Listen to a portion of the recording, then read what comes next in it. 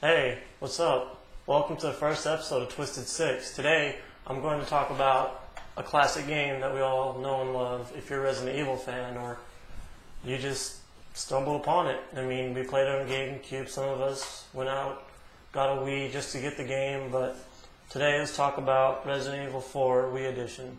For all of us who's played the game or at least read about it or played it on Wii when we caught it or something like that, we all know the stories about Leon and his travel through Spain to find Ashley, the president's daughter, and to save her, and all the things he went through for it, and all that good stuff. Well, I want to talk about this game today because it's a really good game. I mean, a lot of really good stories, a lot of fun weapons to pick up. It's loved. It's a really big seller. That's the whole reason why Nintendo came back and remade it for a different console instead of making it a greatest hit. I mean, it was really that good.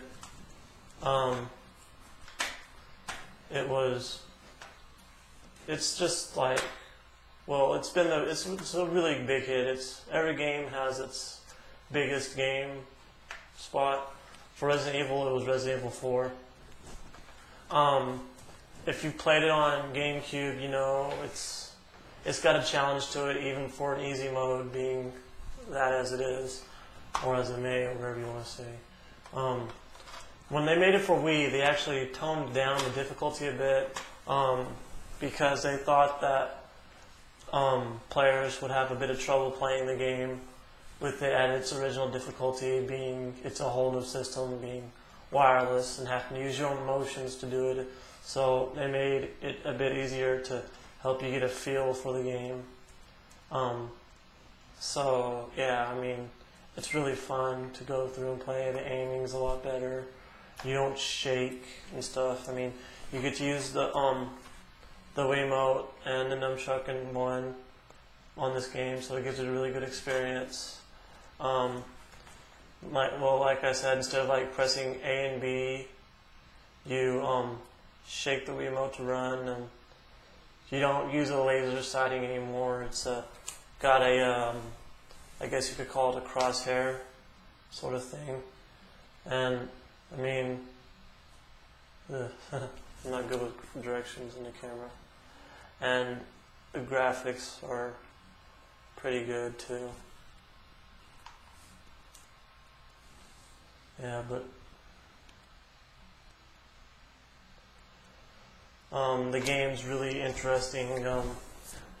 They didn't change any of the story or anything like that. They didn't cut anything out. It's still the same story. Everything's in there. Just they switched up the controls to make it to where it's the Wii instead of GameCube. Yeah, you can play it like that.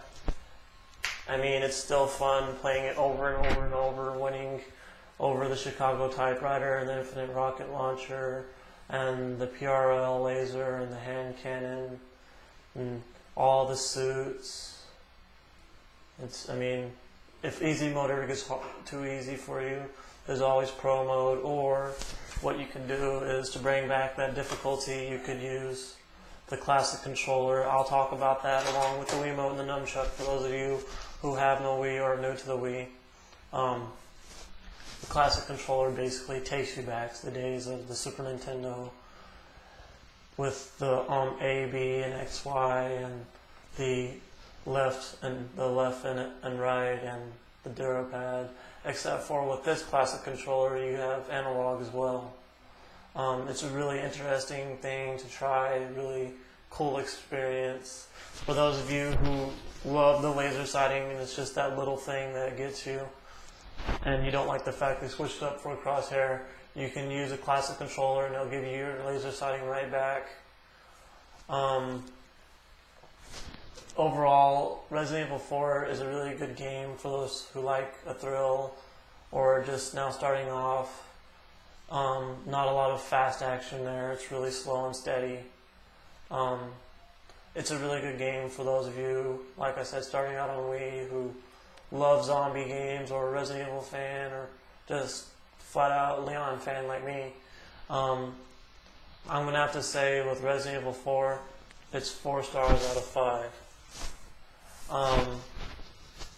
Yeah, but I'm gonna be talking a lot about video games. I mean, I'm gonna show them to you whenever I have them, whenever I don't. I guess you can give me games to review, and like just send me clips of games or anime, or pictures of anime. The most I'll take of anime pictures are for graphic anime pictures. I'll take doujinshi as long as they're not completely exposed. They have to have some kind of censorship over the sexual organs. I'll take that. I'll take otaku. I'll take lolly. Anything that YouTube would be okay with. I'm looking forward to a good run here. I'm going to talk about even like the new thing they've come out with, the Wii Motion Plus. I have a good game here for it. I mean, this one it's really good. I played it. It's Red Steel 2. It's a spin-off from Red Steel 1. I would say that with that game, I wouldn't play it as a starter game. It's pretty fast-paced. You got to be careful. I mean, it's fast-paced, but you kind of lower like enemy damage and stuff to help you out. But if you're new to Wii, I wouldn't do it. If you're new to Wii, you decided, yeah, look, oh wow, they already got something called Wii Motion Plus out. Hey, I played Red Steel with a friend before. Red Steel 2 couldn't be any different. Well, you're about to get a bit of a wake-up call because that one time you played Wii